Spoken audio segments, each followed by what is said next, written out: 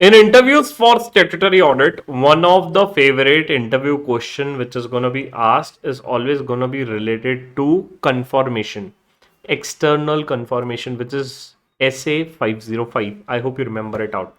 So यहाँ पे they are going to be giving you a practical scenario or a case study or short question which you guys need to answer. Let's see, can you answer it out or not? The question is going to be displayed in front of your screen. The question is, how can external confirmation be performed when there is a large number of data? Large number of data is the huge volume of data which is there. And second, what procedure should be followed if no reply is received from a data?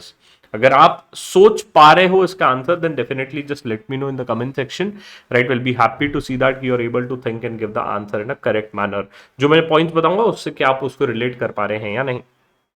The first question, how can external confirmation be performed on a large number of data?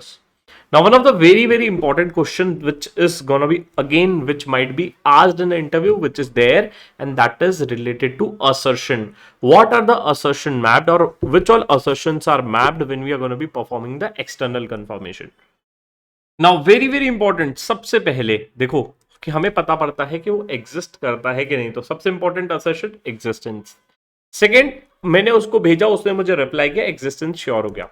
Second, every confirmation is gonna be having a value, right, एक value रहेगा.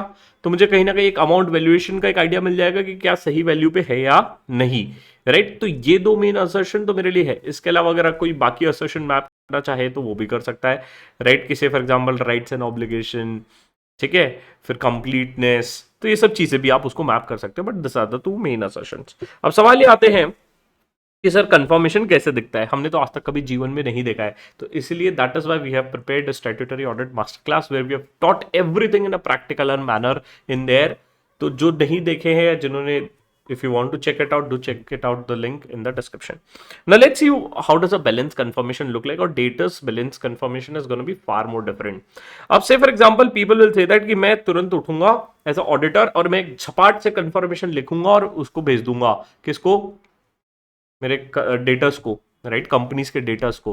तो क्या वो मुझे reply करेगा? से for example you are an auditor of ABC limited, you are an auditor of ABC limited, एक debtor है उसमें जेप्टो, ठीक है. आप ऑडिटर हो और आप ऑडिटर कौन से नाम से हो? मॉन्क एंड कंपनी, ठीक है. तो imagine that you are auditor of, you are auditor, ठीक है, और आपकी ऑडिटिंग फर्म का नाम है Monk and company, right. Monk and company आपकी ऑडिटिंग फर्म का नाम है, और आप एबीसी लिमिटेड का क्लाइंट है जिसका आप ऑडिट करने गए हो, जिसका एक डेटर जेप्टो है, ठीक है. तो आज मैं उठ के एकदम ऐसा ऑडिटर छट छट छट छट लिखता हूं, उसको बोलता हूं कि भाई देखो, give me the confirmation. Will Zepto give you confirmation? The answer is no.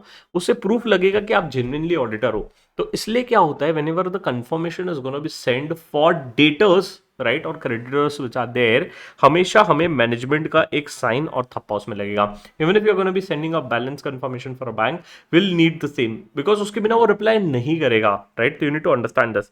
तो क्या लिख रहा है इसमें, देखो, टू जेप्टो, ये लेटर हेड पे ले लिया किसके? एबीसी के. अब क्या लिखता है? Our auditors Monk and company address, right, our auditing the financial statements and wish to obtain a direct confirmation, right, direct confirmation आप उनको डायरेक्ट भेजो, of receivable by us as of dated this.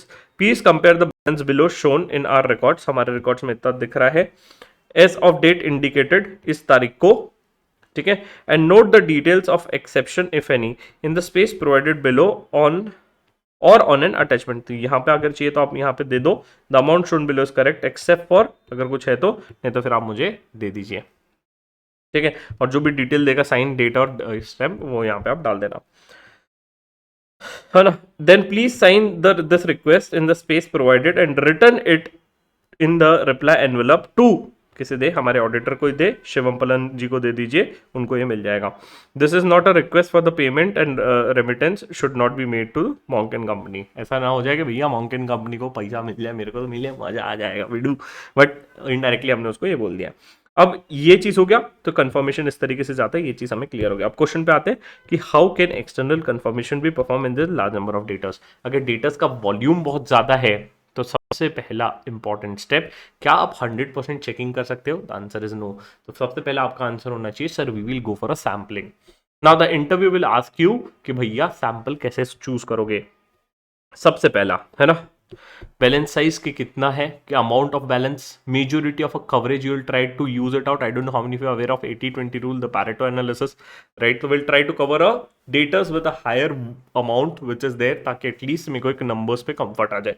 दूसरा, risk level, right. Risk level कितना है, that is also something which is very very important.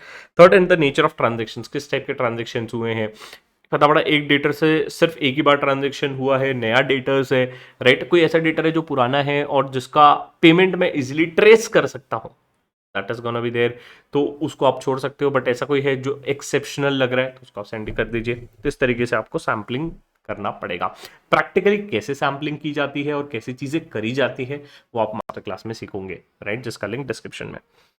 Next, आपको क्या करना होता है, आपको क्या करना होता है.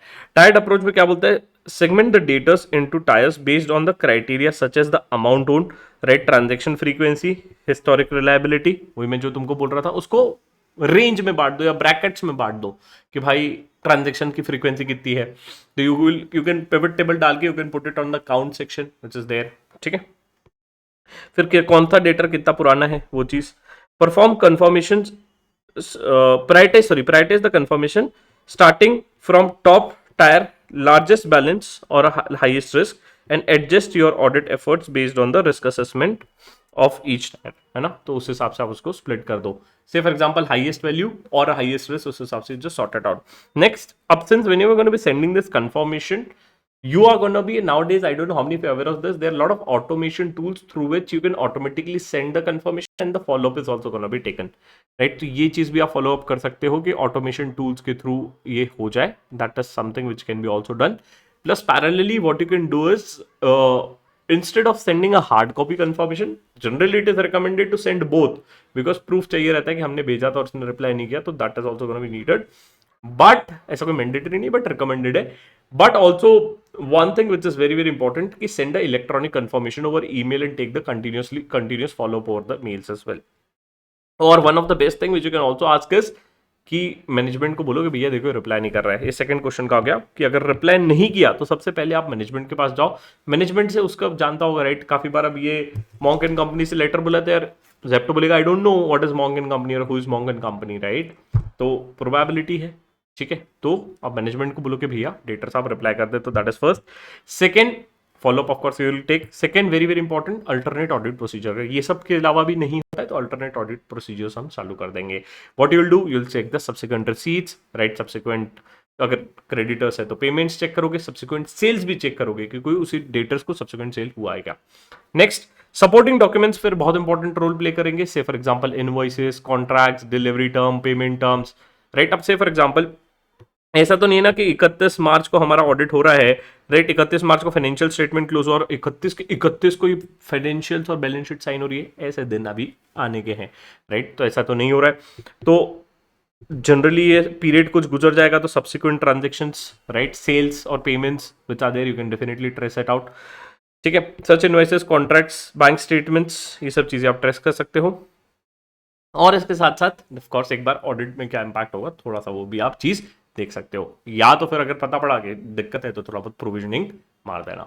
ठीक है. तो this is something which is gonna be asked in many of the interview question कि अगर डेटा से रिप्लाई नहीं करते हैं तो what is something you need to do. Very interesting question. और इस प्रकार के और काफी सारे क्वेश्चन आप देखिए, उन्हें प्यारी सी प्लेलिस्ट बनाई है, just check it out, you will love it.